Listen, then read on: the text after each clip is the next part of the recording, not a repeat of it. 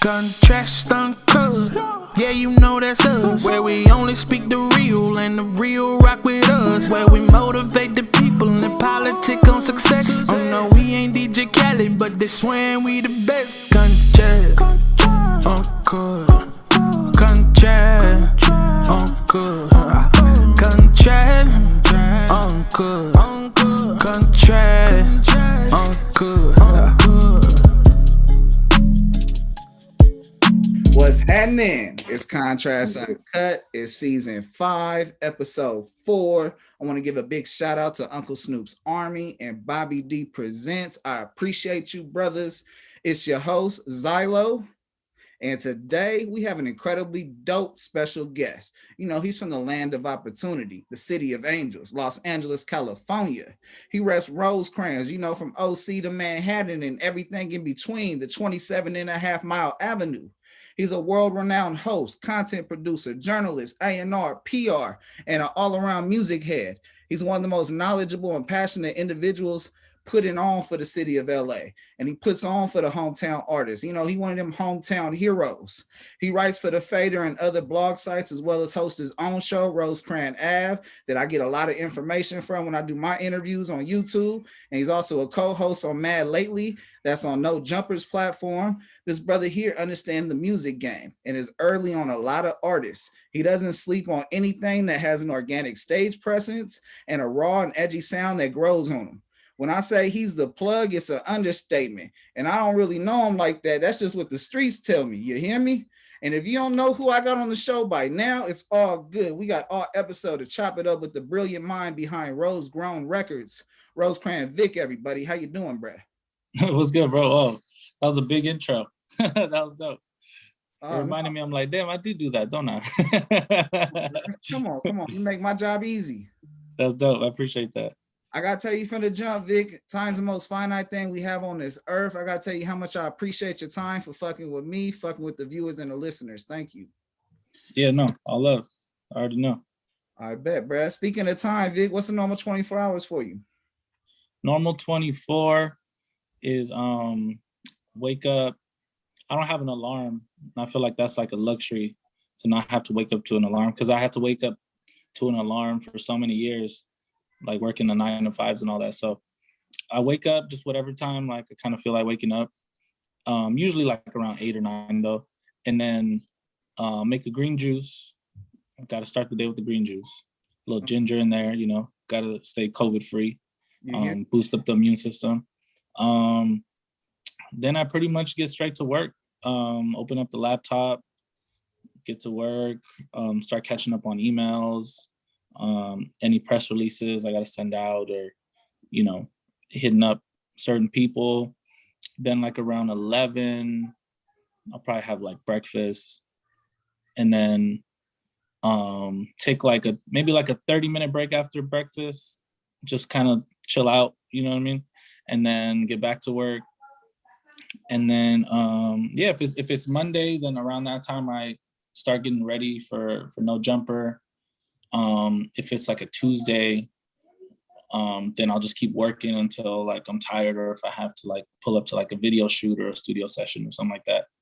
My days are usually like pretty busy. You know what I mean? It's pretty active until like try to get to bed at like 11, 12 or something like that and start all over again. The reason why I like to ask every guest that question, what's the normal 24? Because in reality, there is no normal 24.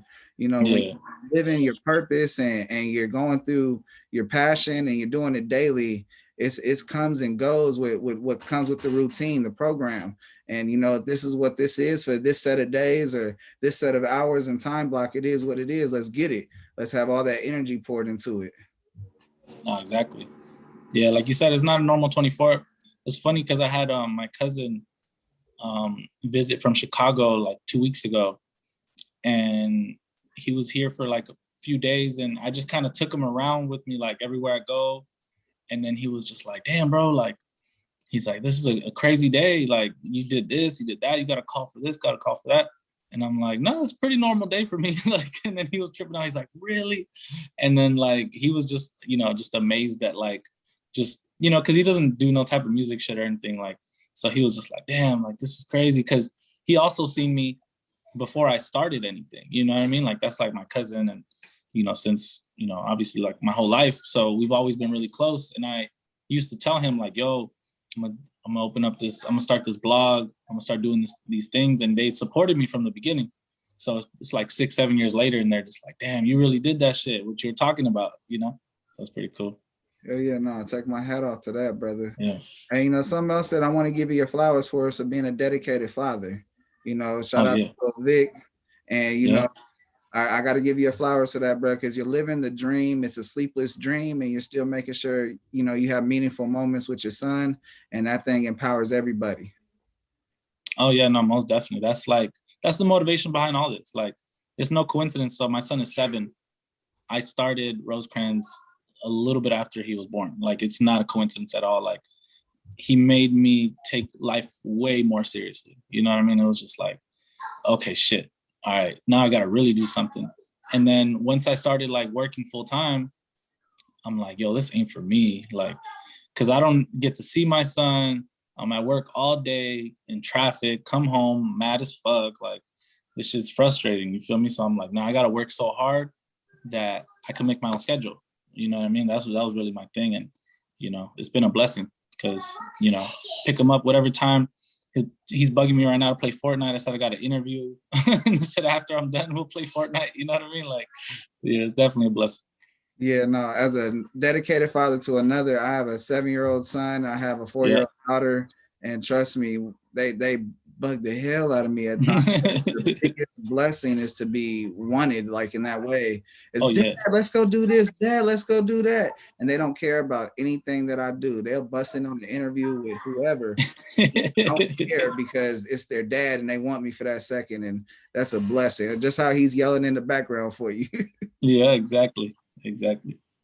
So Vic, brother, I got a quote. Let me know how this quote relates to you, or if it doesn't, the idea is I want you to talk about it. And I feel like, I go with the spirit with these quotes. So, I feel like it's going to hit home, but here we go. Reached every goal I actually set. I had to sit back down and rearrange that list. Yes. Yeah. I mean, I feel like, I tell people this like all the time. It's like when there's any type of like people hating on me, or you get those hateful comments or whatever, like I'm always like, yo, like y'all don't understand that I already won. Like all this shit is icing on the cake. Like I don't have to work a regular job. I get to see my son like whenever I want. Like I get to wake up whenever I want. I don't have to wake up to an alarm. Like I get to travel. And I listen to music all day, and my life circulates around music that I love. I made my own job. You feel me? So it's like, yeah, like I totally feel that. You know what I mean? Like setting all those goals, it's like, whatever goals I thought I had, like I surpassed them a long time ago. You know what I mean? It's like, this is all icing on the cake, and I'm not like a person to be satisfied or anything like that. I'm gonna keep going. But yeah, I definitely relate to that. When I wrote this quote down before our interview, I wrote this quote down like 2 weeks ago. And then, off air, I got dropped the information about this, huge festival that's coming. And, I feel like when I read that quote, it had a lot to do with the Don't Come to LA festival that's coming. Like that's something else that's a goal that's on that list that got rearranged back to the top now because everything else has been scratched off. It's being done. It's a daily routine now. And so it's like, what else is also being added back to that list for you right now? And let's talk about Don't Come to LA Festival as well. Yeah, Don't Come to LA is definitely something that we've been wanting to do for the past 2 years, really. Like, it's just been so hard with scheduling, with Cypress being, on tour damn near all of 2019. Then we were very close to doing a really big show last March at the end of the year. At the end of the month, like end of March. And we couldn't decide on like a headliner. And so we were just like, you know what, let's wait for like a a headliner to develop, or for Draco to get out of jail. That was like a big pipe dream of ours. And then so things kind of fell through like at the beginning of March, and then a week later the whole world shuts down. So we're like, okay, cool. Actually, I'm glad that we didn't, start to work incredibly hard towards the Don't Come to LA Fest, because we would have been way more upset if we worked so hard and then everything got canceled. You know what I mean? Like, so yeah, definitely this year we're gonna do it virtually. As far as I know, like we're planning on doing it virtually and recording it within the next month or two. And I'm really excited to do it because it's been long overdue, and the fact that our last show was 2 years ago and people are still, ask me about it, are still really interested in it happening is just like a blessing. You know what I mean? That's like brand power, you know what I mean? Because we never put out no weak shows. That was like the one thing, like me and Jeff always talked about, like, we're not gonna force this. We're not gonna try to do it every month. If there's no hot artist that we want to book that month, we're gonna pass. You know what I mean? Like, it just is what it is. Like, we're like, no, we're not gonna force it. We're not gonna, devalue the brand at all. So that's what we've done, and thankfully it's worked. That strategy's worked. You know what I mean? So we're bringing it back. We got sponsorships locked in and stuff like that. So I'm excited about that. You just dropped a 10-carat jewel right now. I don't know if it hit him in the face or if the diamond right, it blinded him. But something that you have to do is not force things. Let things happen organically. Let things go to your vision. Don't put pressure on something that don't require pressure. Exactly. That's my whole thing. It's like, I've never been about forcing anything. If it doesn't fit my brand, my vision or anything, like, I'm cool. I'll wait, like I'll wait till it is time. That's powerful. Vic, I gotta ask you, brother, did the game choose you or did you choose the game? And I'm talking entertainment game. Man, I feel like, I think about it a lot. Like I've been listening to music my whole life, right? And I recall like certain moments when I was younger that, looking back now, it seems like, my whole life was just leading up to this. You know what I mean? Because I was like asking my parents for CDs as gifts at like 7, 8 years old. Like, what do you want for your birthday? Oh, I want a boombox and a CD. You know what I mean? And it's like, one time I won a Walkman in like a raffle that, like, at my dad's company, like, they had like a picnic, and I won a Sony Walkman, a CD one, and I was just like, oh hell yeah, like, it's lit. I was so excited for it. Started getting CDs and stuff like that. Like, why does shit like that happen? You feel me? Like, and like I said, looking back, I'm like, oh, this shit was destined, like, honestly, because there's no other real way to explain it to me. So I feel like it chose me, and I've always been interested in the music industry, like, not in journalism, I should say. And so whether it was sports or music, I was super interested in that. My original goal is I wanted to be a Sports Center anchor, but then I was just kind of like, I don't know if, like, I didn't like the fact that, like, I probably wouldn't be able to say what I wanted to say. A lot of things were going to be scripted. Somebody else is going to write them for me. And I really love Stuart Scott. I'm like, Stuart Scott seems like he says whatever the fuck he wants. Like, that's what I want to do, So I thought maybe I could be in that lane. But as I got like a little bit older, I realized that, like, all the ex-pro athletes were taking all those jobs. And I'm like, I didn't play high school or college or in the pros. So why would they hire me? You know what I mean? Like, it was what my thinking was at the time. So I was like, I'm gonna pursue this music journalism kind of thing. And yeah, I mean, it took me a while to get there and get like the confidence up and stuff like that. But I reached a point where I just stopped being afraid of looking stupid. You know what I mean? And it's just like, now everything I do that I'm trying out first, I'm like, let me hurry up and look stupid so I can get to the greatness. You know what I mean? Come on, get all the kinks out until that exactly is going, bro. I'm not gonna suck forever, bro. You and I have a lot in common. That was like, my thing is that growing up, the hood, like, life was so crazy outside. The only thing that was calm was Sports Center and sports. Like, I can watch the highlight reel, I can watch the actual game, and yeah, Stuart Scott was one of my favorites. Right now, I rock with Stephen A. Smith, but because Stuart Scott passed away, cancer bitch. But I just, you know, I'm you hit me with that one, bro, because I wasn't expecting that. It's crazy how the world works like that. How people that are in sports want to be in the entertainment world, and the people in the entertainment world want to be in the sports world. Facts. And so, yeah, what was your Yeah. confirmation, bro, that you know this sports? I mean, not sports. See, you got me thinking about sports. What was your confirmation that entertainment and journalism, media journalism, is what you're supposed to do? And then, how did that go into becoming an A&R and doing PR? I feel like there's been like a lot of moments, but the first moment I remember was I was at Long Beach City College. I was doing my radio show, and I was just starting out. Rosecrans wasn't even a thing. Like that wasn't even the name of my show. Like it was something completely different. This is probably like 2013. And I booked a guest. I don't know if you know who Thurs is from You and I, from Inglewood, but he was literally like my favorite rapper when I was like 15, 16, 17.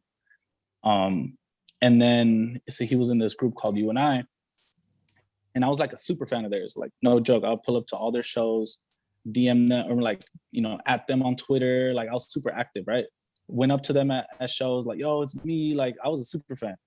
And so they remembered me and they like followed me back on Twitter. And so I had this radio show at LBCC, and I DM'd him and I was just like, yo, would you be down to come on my show? So he came on my show. That was my first ever guest, was my favorite rapper. You know what I mean? Like he, you know, I'm not gonna say he was like the biggest artist in the world or anything, but to me it was. You feel me? So it was just like, damn, that's crazy. My first interview was with my favorite rapper, and that was like a crazy confirmation at the time. You know, I was just like, damn, you could just start off and like book your favorite rapper, and that was like definitely a big confirmation to me.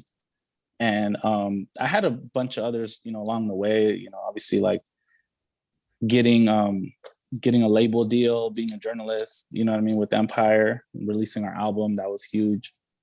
That was more of like a real stamp in the industry. Like, yo, I'm really in the industry. Like nobody could say I'm not. Like I released the whole ass album. You know what I mean? Really? So, and then we ended up on Billboard. You know, we ended up on like, you know, all these different prestigious websites and stuff like that. So, and another one was writing the report for the Fader after Nipsey passed away. You know, because it was like they could have chose anybody, bro. Like they literally could have chose anybody from LA or not to do that article, and then they chose me. And so I was just like blown away. I was just like, damn. And you know what's funny? I was actually booked to write 2 stories about Nipsey. So I had the Fader, and then there was another magazine that wanted me to do that, but the stories were a little too similar.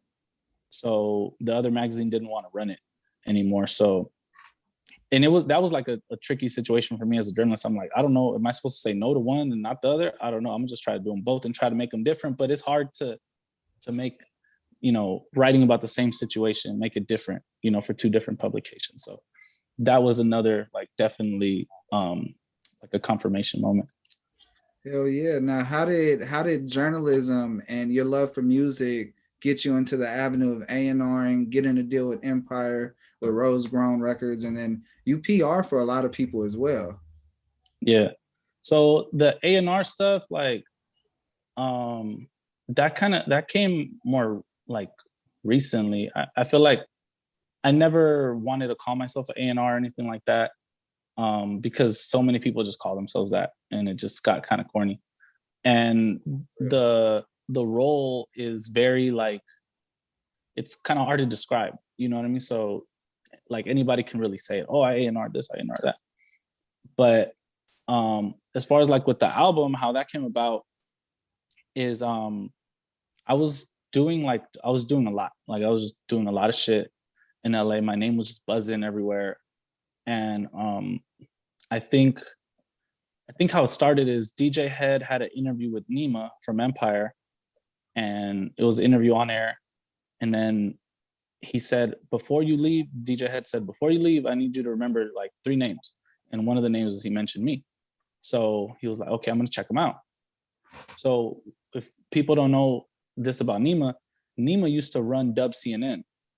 back in the day, right? So he came and rose to his position as like running a little West Coast blog that, you know, got bigger and bigger and made a lot of connections with West Coast artists, similar to my story, you know? So I think he took a liking to me once he realized like what I did. So he called the A&R, the product manager, Gentry, and he's like, yo, we need to sign Rosecran Vic. And then, so Gentry, I had already known him for a few years. Then he called me and he's like, hey, bro, this is gonna be a weird question, but like, you don't rap, do you? And I'm like, no, I don't rap. And then he's like, well, Nima said we had to sign you, so we got to sign you, bro. So like, let me pull up and like, let's work something out. And I'm just like, oh shit, like what the hell? Like, he's trying to sign me? Like, I'm just thinking, I'm like, sign me how? Like, you know, so I'm like, so I just told him, I'm like, just pull up to the studio, we'll chop it up and we'll figure it out, you know? So eventually, you know, he pulled up and I just kind of told him what I had going on, you know, kind of helping manage like a few artists here and there. And then so he's like, all right, cool. Well, we're gonna want you to come up to the Bay and meet Nima and you know, have a meeting and stuff like that. And I was like, all right, cool. So a few weeks go by, and then we finally get the call. They're like, yo, meet us at the Empire office tomorrow at 2 p.m. And we're at an album release party for one of our artists. It's like 10, 11 p.m. And we're like, we got to get up to the Bay in like 16 hours. And it's like, it takes at least 8 to get there. So we're like, we got to leave right now. Like I told Callie, I'm like, yo, Callie, we got to leave right now. So we literally, you know, put our drinks down. We're like, all right, fuck it, time to sober up, picked up the water, you know, and we just drove out that night and we went up to the Bay and we met with them. And during the meeting, they were like, so what do you guys want to do? And I'm like, well, I want a label deal, you know? And they're like, all right, done. What else do you want? And I'm like, and then Callie's like, we're going to drop an album. And I'm just like, yo, we never even talked about that. Like, I didn't say anything in the meeting, but I'm like, what the fuck are you talking about, bro? Like, what do you mean we're going to drop an album? And then he's like, yeah, we could get Shoreline on it, Greedo, Boogie. We'll get everybody. And then I'm just like, oh my God, like, what the fuck is he? He's like promising so much. I'm like, I don't know if we could do all that shit. Long story short, we delivered with every artist we talked about. We got the album out. And if you don't know, a ride down Rosecran is what yeah, shout out Callie for that one. And yeah, Ride Down Rosecran's real dope project I'm really proud of. We started from scratch, 0 songs, 0 beats, and we just made something that was really organic. We had artists pull up to the studio. We blocked out a studio for 2 months and just worked on it. And so the best songs from there that were the most cohesive, we put them on there. And yeah, we had Kaylin for real on there, Aston Matthews, AD, who else? Shout out Rucci. We had Rucci on there. Shout out Shoreline, Greedo, Bravo, T Swish. We had some joints on there for sure. You had heavy hitters. You had every region of LA in that motherfucker. Yeah, I mean, that was really the concept of like picking up every artist and taking them on a Ride Down Rosecrans. You know what I mean? That was really the concept behind the album. So, you know, that was definitely strategic. And yeah, it was like I said, it's something I'm really proud of, something that I'll play periodically and just be like, damn, this shit is hard. You know what I mean? Like even if it wasn't, you know, my shit. So that's kind of how that came about, you know, executive producing, A&Ring. Now that I have that under my belt, it's like, okay, now I can go into studios and like, well, you can't tell me shit that I don't know anything about nothing, because I released the whole album, you know. So you know, that's the one thing that people don't realize is their greatest tool, their greatest power is knowledge is a power, but it's your superpower when you get to use that bitch. And, you know, when you actually say something that sticks and means something, it changes the course of what people thought they were doing versus how they should be doing because of your, you know, your experience, and that growth evolves. And then it's like, man, that's a winning moment when that project's done, when that piece of art is finished. No, absolutely. And yeah, it's like I said, we got so much like good feedback off of it. And at the beginning of the album, like when we started recording it, bro, I didn't have any idea what we were doing. Like personally, it was like a real learning curve for the first month. We didn't get we recorded a few songs. We had a few songs done, but honestly, like I don't think any of them made the project. And it was just like hard for me to sit there and think with like an A&R brain and be like, okay, you you like take out this snare, you record this verse, like, you know what I mean? Just making that happen, setting up sessions, like all that stuff was like completely new to me. I had never done it before. So, you know, it was a learning experience for sure. But the next, like the second month, like I kind of caught my stride and like understood. I'm like, okay, this is how you gotta do it. This is how shit's gonna get done. You know what I mean? So yeah, it was a tough process, but you know, we made it happen. Absolutely. And we're all grateful as music lovers. We appreciate that journey. You know, Vic, I always feel as someone that invests in an idea or puts someone in a position to reach their dreams and make that dream a sleepless dream and call it reality. Who do we owe to thank you for investing into your sleepless dream? I want to say, I mean, as far as money wise investing, nobody really invested in me, but I feel like the biggest cosign I received to this day has been, you know, my mentor, Jeff Weiss. You know, he's a really prominent writer, probably one of the biggest music writers, period. Like not in hip hop, not in LA, just like literally, period. Writes for the Washington Post, the Ringer, any LA Times, like literally any publication you could think of. He writes for them, he's written for them. High level shit, you know, interviewed every artist you could think of, Kendrick, Snoop, whatever. He reached out to me in like 2017 and was like, yo, I fuck with what you're doing. And I was just like, yo, what the fuck? Like, I'm just like, yo, you know, like I already knew who he was and everything. And I'm just like, yo, that's crazy. So I started to like try to build with him, you know what I mean? Maintaining that relationship. And, you know, we just started chopping it up. And eventually I had him come on my podcast at the time, Rosecrans Radio at Dash. And we caught a cool vibe. And then he was just like, yo, would you be down to throw a show? And like, he's like, in August? And I was like, yeah, I'm down. And then so he's like, all right, we'll work on the lineup. Like, and just walked out, right? Like, little did I know that show would literally like change my life, because that night we booked O3 Greedo, the Stink Team. We had Frosty the Snowman. We had Desto Dub. Like, we just had an all-star lineup of just artists, and we sold that bitch out on a Monday night. And after that is when the LA music scene really turned the corner. Like, that's when people started really paying attention. That's when Greedo ended up on Fader the night after that, because there was a writer in the room that was like, oh shit, this guy's going viral. Everybody knows his music word for word. And then Shoreline, the next month we booked Shoreline and they started to blow up. So like, it was just like, that started the avalanche. You know what I mean? Like literally that night, I always point to that night as like the night that people started to give a fuck about my opinion, really. And we started making a real difference like in the music industry. Ooh. Cool. You definitely found people to party with. And that's one thing that if I've learned throughout my years in the game is that when you want to book events, you want to do something and get something to a crowd, you got to make sure that that crowd fucks with it. And you definitely found some diamonds in the rough and you put a spotlight on them and everyone enjoyed that bling. It was icy. Yeah, exactly. Vic, what has been your most rewarding moment so far in the game? And I know you got a lot more coming, brother. Yeah, most rewarding moment in the game. When is it? I think honestly it was October 1st of last year. It was a crazy day, the way that the universe lines up, because October 1st, 2014, I launched Rosecrans Ave. So October 1st, 2020, I got the keys to my new apartment in Hollywood. I recorded my first pilot for No Jumper for Mad Lately. And there was one more thing.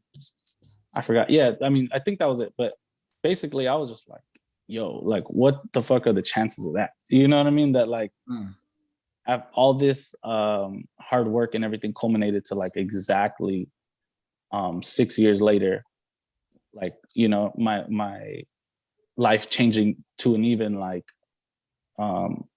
you know, like a even higher like proportion. You know what I mean? It was like, that was just a trip to me, because I'm I'm not like a super superstitious dude, but I definitely can like notice patterns and like know that, okay, this isn't a coincidence. You know what I mean? Like the fact that like, because things could fall on any day, but for them to fall on like, you know, an anniversary of a day you launch something is pretty crazy. Oh You yeah. know, so When you reflect and you see the patterns, it's like, okay, I gotta shout out all my guardian angels. I gotta give yeah, all the love to where it needs to give, because this is what I've been, manifesting, praying for, and then working for. no, real shit. So that was a really rewarding moment because it was just like damn, like I really did this shit. You know what I mean? Like I really did that shit. Hell yeah, bruh. Yeah. I got my 3 favorite interviews of yours, and bro, you do a ton of interviews, so it's hard to narrow it down. And I love all your Rolling Loud interviews. You find a clever way to catch people in a raw moment after being tired and get them to talk.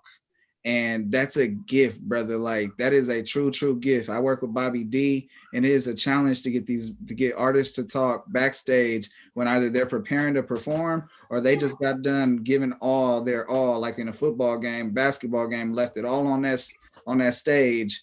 And to get them to be comfortable the way you do, brother, I got to give you your flowers for that. Appreciate that. Yeah, it's definitely not easy, but yeah, it's something that, after you have certain experience and doing it a few times, you start to realize like, oh, okay, they just want to chill right now. So I just gotta not kill their vibe. You know what I mean? Like that's what I gotta go in there doing, That's important. Shout out. Yeah. Bro, I fuck with the Griff Tyler interview, and then I also rock with the R. Barron group interview. I like the TK and Picasso. Them brothers drop so much game, and you just that was a sleeper. That shit has like a criminally low amount of views. That shit has like 60 views. I don't know how that happened, but they need to blow that the fuck up. I watched it. It was almost 2 hours, and yeah, it was full of gems. I mean, I could make a treasury department off that interview. Appreciate that. Yeah. That was a good one for sure. Those are my guys. As we're running out of time, bro, give me your favorite interview you've done so far. My favorite interview. One of my favorite interviews. Well, the Draco one that we did recently on Mad Lately was definitely one of my favorites. I had, no joke, been chasing that interview for 3-4 years, probably like 4 years, and the day before he it was okay, so he got locked up on a Sunday or Saturday. This was like very early January 2018. I had him scheduled to come on Rosecrans Radio that Monday, so I was devastated. I was like, yo, what the fuck, are you serious? So I was really upset about that. But again, with timing, my interview with him was like January, it might have been January 8th, 2021. Like, I'm not gonna lie. Like, so if it wasn't January 8th, it was like very close to it. I gotta double check the date on it, but that was, like I said, that was an interview that I had been chasing for so long, and it just never lined up. You know what I mean? He obviously went to jail. Things happened after he like came out. He did a interview with Adam, so he didn't want to do No Jumper for like a few months and stuff like that. So finally it came when it was supposed to come, you know what I mean? And we broke like the Drake news and stuff like that. It ended up on like Hip Hop DX. Yeah. And it was, a lot of people said it was like, that was the best Drake interview, because like in-person interview, like on camera, you know what I mean? Because he really opened up to us, because he had a relationship with me, Gina, and Gabe separately, you know what I mean? So that was a dope one. And then another one of my favorite ones was Larry June. We did a Dash at Rosecrans Radio. That was so fun, because he's just hilarious. So I was just laughing the whole time. And then a Shoreline interview at Rolling Loud 2017, because it was just so raw. Like, looking back at that is always like a crazy, kind of like window into like all of our lives at that exact moment. And then we see like, how far we've gone since then, you know what I mean? Because Shoreline really blew up after that. I've had the fortune of being, really successful in my field as well. So it's always dope. And just to see everybody so young and like before anything happened, like obviously Shoreline's broken up now and stuff like that. So it's dope to capture like that moment in time. Oh yeah, no, it's epic, bruh. If you notice, bruh, my show is different. It's unique. You know, I try to fill the void. I don't. They got segments over there, but I don't do segments like them. And I'm like, how do I keep that same energy and close out? The viewers know Yeah. come in. I'm gonna hit you with it. You got any questions for me? Yeah. When did you start? When did you start this? Like, when did you start like your whole career and all that? Uh, 2007, UC Santa Barbara. I had a radio show with my buddy, and we basically just shot the shit and did research on crazy things and talked about it. And then it continued to evolve, and try to get a job at other places. They told me no, so I started my own and met Bobby D, and the rest is history. That's fire. Yeah, that's similar stories. Like it's funny. I say this to this day. Like I've never been offered like a job at like as like an A&R, like a label or anything like that. Like and or like a writer position at any publication, stuff like that. And when I was younger, that's what I wanted. Like I want to be a writer for Complex so bad. Like that was kind of like a little dream of mine in like maybe 2015 or something. And I'm so glad that none of that happened, because I was able to just focus on me building my platform, putting 110% into my own shit.